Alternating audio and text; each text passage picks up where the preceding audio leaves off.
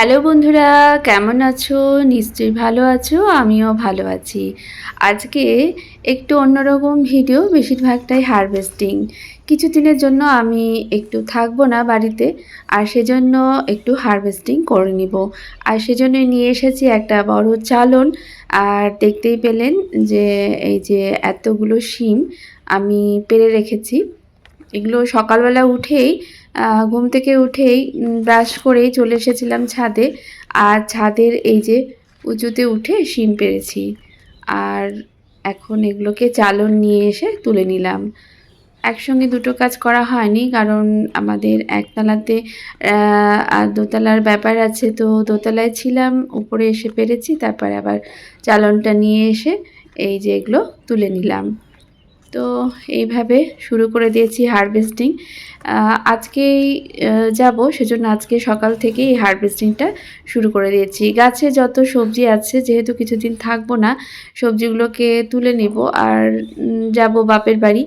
আর সেখানে নিয়ে যাব এই সবজিগুলো, তাদেরকেও আমার গাছের সবজি কিছুটা খাওয়াবো। আর এই যে দেখলেন শিমের বীজ আমি করেছি। আর এই যে আমার শিমের গাছ, দুটো গাছ বেশ ভালোই হয়েছে। এই গাছে এখনও বড় শিম হয়নি, তবে অনেক ফুল হয়েছে। আর এই যে গাছটা, এখান থেকেও কিছু শিম পাওয়া যাবে, তো এখান থেকেও নিয়ে নিব। সবগুলো নেওয়া যাবে না, কারণ এখনও সেগুলো বড় হয়নি, তো যতগুলো বড় হয়েছে সেগুলো তো সব তুলে নিয়েছি। আর এই যে পাঁচিলের উপর উঠেই আমি কিন্তু শিমগুলো পেরেছি। আর সেজন্যই সকালবেলা করেছি, কারণ পাঁচিলের উপরে উঠে লোকজন দেখবে, কেমন লজ্জা লাগবে, সেজন্য আমি সকাল সকাল কাজটা করে নিয়েছি।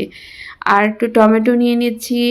পাকা টমেটো আমি আগেই তুলে রেখেছিলাম, তো সেগুলো আছে, সেগুলো লাল হয়ে গেছে, কিছু কাঁচা পাকা তুলেছিলাম। আর আজকে একটু কাঁচাও নিলাম, কারণ কাঁচা টমেটো খেতেও কিন্তু ভালো লাগে। তাই নিজেদের লোককে একটু নিজের গাছের কাঁচা পাকা সব রকম টমেটোই তুলে খাওয়াবো। আর যেহেতু এগুলো আমি থাকবো না, তো এগুলো অনেকটা বড় হয়ে যাবে, পেকে যাবে, তখন পাড়ার লোক থাকবে না, তো সেজন্য আমি এগুলোকে এখন পেরে নিলাম। আর এই যে দেখুন পালং শাক, একটা গাছের গোড়াতে কত সুন্দর পালং শাক হয়েছে। তো সেই পালং শাকের শীষও হয়ে গেছে, তো সেই শীষগুলো তুলে নিচ্ছি। আর এগুলো কিন্তু খুব সুন্দর কচি আছে, আর কত সুন্দর, মানে কচি কচি, বেশ তরতাজা, দেখতে কিন্তু খুব ভালো লাগছে। আর তুলতেও সেজন্য খুব ভালো লাগছে, তো সেই আনন্দে তুলে নিচ্ছিলাম। আর আমার এই যে সবজি তোলার ব্যাপারটা কিন্তু অনেকক্ষণ ধরেই চলছিল। সকালবেলা উঠেই আমি প্রথমে তো শিমগুলো পেরে নিয়েছি, তারপর চাটা খেয়ে আবার চলে এসেছি ছাদ বাগানে। আর ছাদ বাগানে যত রকম শাক পাতা আছে, আপনারা হয়তো জানেনই যে আমার বাগানে অনেক ধরনের শাক পাতার গাছই লাগানো আছে। যেখানেই জায়গা পায় একটু করে শাক পাতা, এই যে এখানে যেমন টবের মধ্যে পালং শাক লাগানো আছে, আর একটু গরম পড়তেই শাক পাতাগুলো কেন আরও তাড়াতাড়ি বেড়ে উঠছে। আর মাঝে মধ্যে একটু সবজির পচানো জল, একটু খোল জল, এগুলো দেওয়া হয় বলে খুব সুন্দরভাবে এগুলো আরও বেড়ে গেছে। তো এগুলোকে তুলে নিচ্ছি, আবার যখন থাকবো না তখনও হয়তো আরও বেড়ে যাবে। বাড়িতে সেরকমভাবে এখন লোকজন তো থাকছে না, রান্না করারও সেরকম কেউ নেই। আর এই যে এখানে পালং শাক আমার বাগানে প্রচুর আছে। আর এই যে জায়গাতে লাগানো আছে খুব ঘন ঘন হয়ে গেছে, তাই কিছুটা পালং শাক পুরো তুলে নিচ্ছি, কারণ এই শীষগুলো কিন্তু খুব শক্ত শক্ত হয়ে যাচ্ছে। তো এগুলোকে রেখে তো কোনো কাজ নেই, তো একটু হালকা করে দিলে অন্য গাছগুলো খুব ভালো মতো বাড়বে, বেশ ভালো হবে। আর সেজন্য এগুলোকে অনেকটাই হালকা করে দিব, যাতে করে এই অন্য গাছগুলো একটু বাড়তে পারে। পালং শাকের সময় তো প্রায় শেষ হয়ে যাচ্ছে, তবুও যতদিন রাখা যায় তার চেষ্টা করছি। তো এই যে এগুলো তুলে নিয়ে বেছে টেছেই পুরো নিয়ে যাব, মাটি টাটি নিয়ে গেলে তো নোংরা হয়ে যাবে। তো আমি এইভাবে যে টবে পালং শাক হয়েছে সেখানে বড় বড় পাতাগুলো, সেগুলো তুলে নিচ্ছি, কারণ একবার তুলে নেওয়ার পরে কিন্তু পালং শাক আবার হয়। তো একটা দুটো করে পাতা নিয়ে কিন্তু অনেকটা শাক পাওয়া যায়, সেজন্যই কিন্তু আমি প্রত্যেকটা টবেই দেওয়ার চেষ্টা করি এই যে গোড়াগুলো। আর এখান থেকে দেখছি যে পাতাগুলো কিসে যেন কোনো পোকাতে বা কিছুতে খেয়ে নিচ্ছে, তো আমি ভাবছি এখানটাও একটু হালকা করে দেব। এই এইখানে গ্রো ব্যাগের মধ্যেও কিছু গাছ আমাকে লাগাতে হবে, যেটা হয়তো এখন সম্ভব নয়, আজকে তো একদমই সম্ভব নয়। যদিও ভেবেছিলাম যাওয়ার আগে লাগিয়ে দিব, তাহলে একটু বড় হতে পারবে। ঢ্যাঁড়স গাছ লাগানোর ইচ্ছা ছিল, অন্য জায়গাতে লাগিয়েছি ঢ্যাঁড়স গাছ গ্রো ব্যাগের মধ্যে। তো এখানেও লঙ্কা গাছ লাগানো আছে, তো সেগুলো একটু বড় হবে, ফাঁকা করে দিলে সেগুলো একটু খাবার পাবে। তো এখনকার মতো আমি এইটুকুনি করছি, এই জায়গাটা একটু ফাঁকা করে দিচ্ছি যাতে করে যে গাছগুলো লঙ্কা গাছগুলো লাগানো হয়েছে সেগুলো বড় হয়। আর এই পালং শাকগুলো কিছুটা রেখে দিব, সেগুলো ভালো মতো বাড়তে পারবে। তো সেই জন্যই আমি এখান থেকে তুলে নিচ্ছি। আর গাছগুলো যেহেতু দেখছি একটু খারাপও হয়ে যাচ্ছে, আর অনেক পালং শাক হয়েছে, সেজন্য এখানটা একটু হালকাই করে দিলাম। আমার পালং শাক যেন তোলা শেষই হচ্ছে না, এখানেও আরও অনেক পালং শাক আছে। ওই তো যাওয়ার আগে ভাবছি যে এগুলোকেও তুলে নিই, কারণ একটু বুড়ো হলে পরে পাতা হলুদ হয়ে যায়, আর সেজন্য এগুলোকে তুলে নিচ্ছি। গাছপালা থাকলে সেগুলো যেমন নিজে খায়, খেয়ে আনন্দ পায়, আবার অন্যকে কাউকে দিলে পরেও সেই আনন্দটা কিন্তু দ্বিগুণ বেড়ে যায়। অন্যকে খাওয়াতে পারলে তার আনন্দ কিন্তু অনেকটা বেশি। আপনারা যারা গাছ সবজি গাছ লাগান তারা হয়তো অবশ্যই জানবেন। আর এই যে মেথি শাক, সেগুলোও বড় হয়ে গেছে, আর আমি টুক করে ক্যামেরার সামনে চলে এসেছি আপনাদের সামনে। আর তো ওই যে মেথি শাক তুলে নিচ্ছি। মেথি শাকগুলো প্রায় শীতের শেষে ভালোই হচ্ছে, একটু গরম পড়েছে বলে। তো এগুলোকে পুরোটা এরকম কাঁচি দিয়ে উপর থেকে তুলে নিব, যাতে করে একবার নামার পরে আর একবার পাওয়া যায়। আগেরবারও আপনাদের ভিডিও একটা দেখেছিলাম মেথি শাক তোলা, তো সেখানেও এইরকমভাবে তুলে নিয়েছিলাম। একটা গাছ থেকে আমি 3বার মেথি শাক নিয়েছি। আর মেথি, বাড়ির যে মেথি আছে সেই মেথি আমি লাগিয়েছি।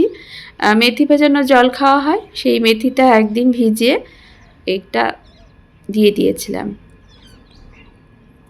শাক পাতা তুলতে তুলতে অনেকটা আগাছাও উঠছে, সেগুলোও পরিষ্কার করতে হচ্ছে, সেজন্য আমার একটু দেরি লেগে যাচ্ছে। আমি না কাজ করতে করতে অনেক সময় চেষ্টা করি যে একসঙ্গে যেন দুটো কাজই হয়ে যায়, আগাছা তোলা, পরিষ্কার করা। আর সেজন্য আমার এই সবজি তোলাটাও কিন্তু অনেকটা টাইম লেগে যায়। আর এক হাতে সবজি তোলাটা আর ক্যামেরা ধরাটাও কিন্তু অসুবিধা হয়, সেজন্যই আপনাদের সামনে একটু টুক করে নিজেকে নিয়ে আসলাম যে আমি কিভাবে তুলছি সেটা দেখানোর জন্য। আর এই যে আমার মেথি শাক তোলা হয়ে গেছে, দুটো জায়গা থেকে তুলেছি। আর এখানে অল্প লাল শাক হয়েছে, এখানে অনেকগুলো বীজ ছড়িয়েছিলাম, লাল শাকও সেরকমই বেরিয়েছে, কিন্তু এত গাছ যে সবগুলো ভালো মতো বাড়তে পারছে না। আর হালকা করে দেওয়ার জন্য আমি লাল শাকগুলোকে এরকম গোড়া শুদ্ধই তুলে নিচ্ছি, যাতে করে আর যে লাল শাকগুলো বা যে গাছগুলো আছে সেগুলো ঠিকঠাক বাড়তে পারে।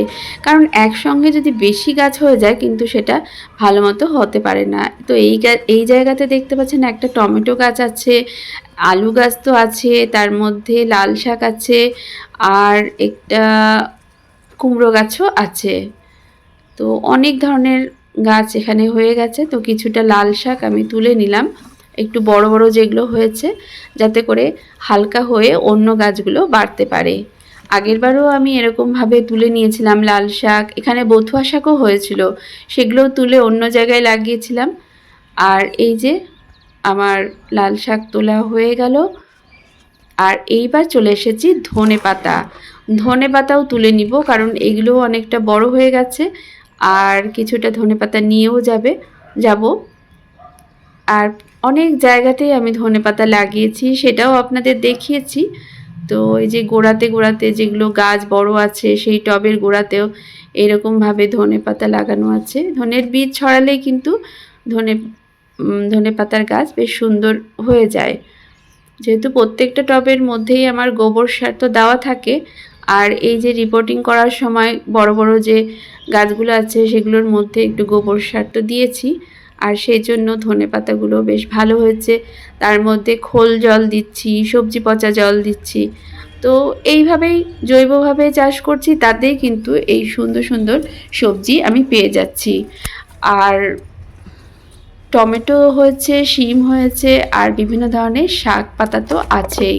ধনে পাতা যেটা আমাদের প্রত্যেক দিন লাগে। আর এই যে তুলে নিচ্ছি আলু শাক। আলু শাক তোলার পরে কিছু কিছু আলুর আবার আলুর নিচে যখন দেখছি আলুও হয়ে গেছে।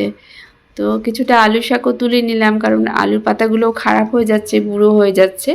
তো এখন খেয়ে নিলে বেশ ভালোই হবে। আর রসুন পাতা নিয়ে নিচ্ছি, সেগুলোও বুড়ো হয়ে যাবে, সেজন্য তুলে নিচ্ছি। ধনে পাতা, রসুন পাতা চাটনি আপনারা নিশ্চয়ই খান, তো সেই জন্য তাতে করে ধনে পাতা চাটনিতে যে রসুন আলাদা করে লাগবে না, এটার থেকেই পাওয়া যাবে। আর এই রকম অর্গানিক জিনিস আমরা যদি কাঁচা খাই, ধনে পাতা আর রসুন পাতার চাটনি, তাহলে তো আরও হেলদি। তো রসুনের গাছ অনেক জায়গাতেই লাগানো আছে, সেখান থেকে রসুন পাতাও নিয়ে নিলাম। বাগানে যতটা হালকা করা যাবে তত কিন্তু পরবর্তীতে যখন আমি আসব তখন হয়তো দেখব আরও অনেক কিছু হয়েছে, কারণ যত তোলা হয় ততই কিন্তু সবজি ভালো ফলতে থাকে। আর এই যে তুলে নিলাম একবার, তারপরে কিন্তু আবার ভালো হবে। এখানে যে মূলা শাক আছে, মূলা শাকগুলো আমি তুলে নেব। পাতাগুলো তুলে নিচ্ছি, পুরো গোড়া শুদ্ধ তুলছি না, কারণ কিছু কিছু মনে হচ্ছে মূলও নিচের দিকে হচ্ছে। তো কিছু কিছু গাছ আমি আগের দিন যখন তুলেছিলাম মূলার শাক, কিছু কিছু গাছ পুরো গোড়া শুদ্ধ তুলে নিয়েছিলাম, কারণ অনেক বীজ এখানে ছড়িয়েছি। আর সেটাও আপনাদের সঙ্গে শেয়ার করেছিলাম যে কিভাবে আমি এই যে মূলার যে গাছগুলো করলাম ধীরে ধীরে। এই যে গ্রো ব্যাগটার মধ্যে শশার গাছ হয়েছিল, তারপর সেটা তুলে নিয়ে মূলোর বীজ ছড়িয়েছিলাম। আর মূলোর গাছগুলো কত হেলদি হয়েছে। আর প্রত্যেকটা শাক পাতা এইরকমভাবে প্যাকেট করে নিলাম, কারণ নিয়ে যাব সেই জন্য। আর তারপরে চলে এসেছি ফুল তুলতে, কারণ আজকেই পুজো করব, আর সেই জন্য ফুল তোলা শুরু হয়ে গেছে। বেশ সুন্দর জবা ফুল ফুটেছে, আর এই যে করবী ফুলটাও তো খুব সুন্দর হচ্ছে। আর এই ফুল তুলতে আমি অনেক সময় যে মরে যাওয়া ফুলগুলো আছে সেগুলোকেও কিন্তু ছাড়িয়ে নিই। তো যাওয়ার আগে সেগুলো যতটা পেরেছি সেগুলো কিন্তু তুলে ফেলে দিয়েছি, কারণ আমি জানি এই গাছের ফুলগুলো যদি মরা ফুলগুলো রেখে দিই তাহলে কিন্তু আর গাছটাও আস্তে আস্তে মানে একটু খারাপ হয়ে যাবে, সেরকমভাবে ফুল হবে না। এই দেখুন কত সুন্দর লাগছে এই ফুলগুলো। চলে এলাম একটু গাঁদা ফুল নিতে, এগুলোও পুরনো হয়ে যাচ্ছে তো তুলেই নিলাম। কুন্দ ফুল তুলে নিলাম, আর কিছু গাঁদা ফুল দেখুন একটু খারাপ হয়ে যাচ্ছে, সেগুলোকেও তুলে ফেলে দিলাম, কারণ এগুলো ফেলে দেওয়ার লোক নেই আপাতত। যদি না ফেলে দিই তাহলে গাছটাও আস্তে আস্তে নষ্ট হয়ে যাবে। তো ফুল তোলার সঙ্গে সঙ্গে এই কাজগুলো আমি করে যাচ্ছিলাম। তো এভাবেই ফুল তুলতে তুলতেই আমি আমার আজকের মতো হারভেস্টিং ভিডিও শেষ করলাম। এখানে অনেক মূলার ফুলও হয়েছে, দেখতে কত সুন্দর লাগছে। অনেকটা জবা ফুলও পেয়ে গেলাম আজকের পুজো দেওয়ার জন্য। শেষবারের মতো আপনাদের সাথে সাথে আমিও ছাদ বাগানটা একটু ঘুরে দেখে নিলাম।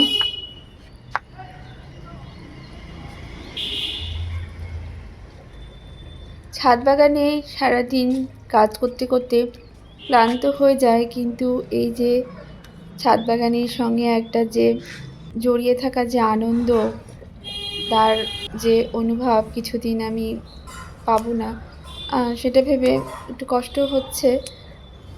আর কিছুদিন দেখতে পাবো না, তো আমি আজকে বেশি করে একটু ফুল তুলে নিচ্ছি, গাঁদা ফুলগুলো, কারণ এই গাঁদা ফুলগুলো কিন্তু ঠাকুর ঘরে একটু কিছুদিন থাকে, হয়তো কিছুদিন পুজো দেওয়া হবে না, আর সেজন্য গাঁদা ফুলগুলো থেকে গেলে ঠাকুরের কাছে ভালো লাগবে। তো তুলে নিলাম, আর তারপরে চলে এসেছি জল দিতে, যেটা কিনা গাছেদের জন্য খুবই দরকারি। আমি না থাকলে হয়তো এই জল দেওয়াটা প্রত্যেক দিন কেউ না কেউ করবে, তবে আর কোনো কিছু হয়তো সেভাবে হবে না। তো সেই জন্য শেষবারের মতো গাছে জল দিয়ে দিচ্ছি, যতটা পারি ততটা করে নিচ্ছি। এখন গরম পড়তে শুরু করে দিয়েছে, রোদের তাপও বেড়ে গেছে, সেজন্য গাছে জল না দিলে কিন্তু গাছটা কীরকম ঝিমিয়ে যাচ্ছে। আর এই সময় গাছ ঝিমিয়ে যাওয়া মানে তার বেড়ে ওঠাটাও একটু ঘাটতি হয়ে যাচ্ছে। তো এই জলের পরিমাণটা একটু ঠিক রাখতে হবে, প্রত্যেক দিনই জল দিতে হবে। আর এই যে আমার ফুল নেওয়া হয়ে গেছে, আর একটু বেলপাতাও নিয়ে নিলাম, একটু তুলসী পাতা। আজকের মতো তাহলে টাটা, আবারও দেখা হবে অন্য একটা ভিডিওতে।